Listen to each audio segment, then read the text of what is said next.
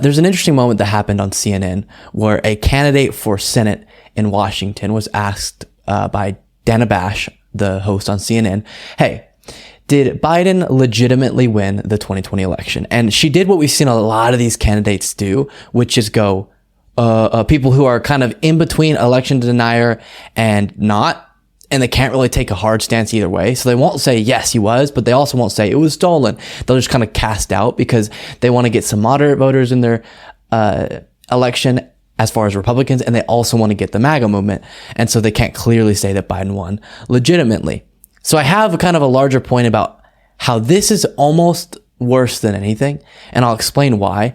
But all she'll say is Biden is the president. And Dana Bash is like, yeah, I know, but was he legitimately elected?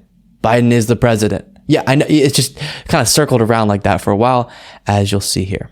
And that's I'm going to ask you about that in a second, but you said a divisive. Yeah.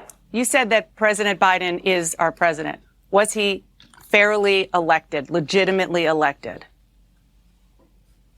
Yes, Joe Biden is our president. And look, my campaign has been so successful because from day one, I am focused on the endorsement of the voters of Washington State and delivering results. I care about the people of Washington State. That's who I'm fighting for. And unfortunately, Patty Murray fights for Washington, D.C. Her and Joe Biden have a combined 80 years in government, and we are just not any better off in Washington State because of that. Okay, you didn't say that he was legitimately elected. I just want to give you one more chance to say that, and if you are comfortable with your answer, we'll move on. Yes, I think I made it clear. He is our president, and again, I am focused on the voters.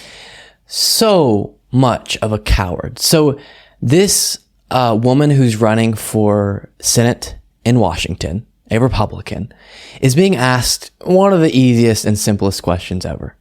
Is the current president, was he legitimately elected? Okay. All you gotta say is yes. Move on. Let's talk about policy. Okay. But instead, she will only say something that's not directly answering the question that was asked, right? You're saying Biden is the president. Well, literally everyone, okay, not literally everyone, conspiracy world, but most people, even election deniers, agree that Biden is the president right now. That's not really the thing at question or the thing being disputed by the MAGA movement. What much of the country is screaming is that Biden wasn't legitimately elected. So he became president. Yeah, we all saw that. He wasn't legitimate. Now, of course, y'all know we've looked through all of these claims and they're not borne out to be true. It's just not factual information that's being spread. The election was free and fair. Biden was legitimately elected. And that's very easy for me to say. And it's very easy for people who think it was stolen to just pretend and also say that confidently. But she takes the middle stance. I don't want to clearly take the correct position, which is it was legitimate. And I also don't want to turn off the more moderate voters by screaming, the election was on. So instead, I'm going to sit in the middle where I don't really address whether I keep hitting my microphone. Apologies. My chin is just bouncing off that thing so often. She won't clearly take either stance and trying to get constituencies from both of those spaces. And so she has to be the slimiest person ever in an attempt to avoid really answering the question. So why at the beginning did I say this is the worst? Well, obviously screaming the election was stolen on its own is more damaging because you're actually spreading direct false information and directly casting as much doubt as possible on the election.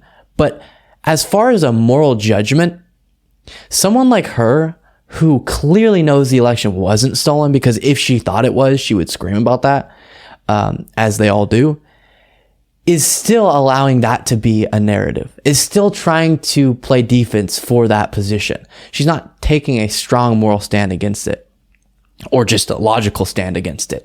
And so when I see these people who avoid necessarily taking a hard stance on either position and just avoiding it, it screams out to me they know the truth. And that's why they can't get themselves to fully lean into the election denying stuff. But for their political career, they have to not very clearly take a stand against the false claims about the election. So instead, they sit on the fence.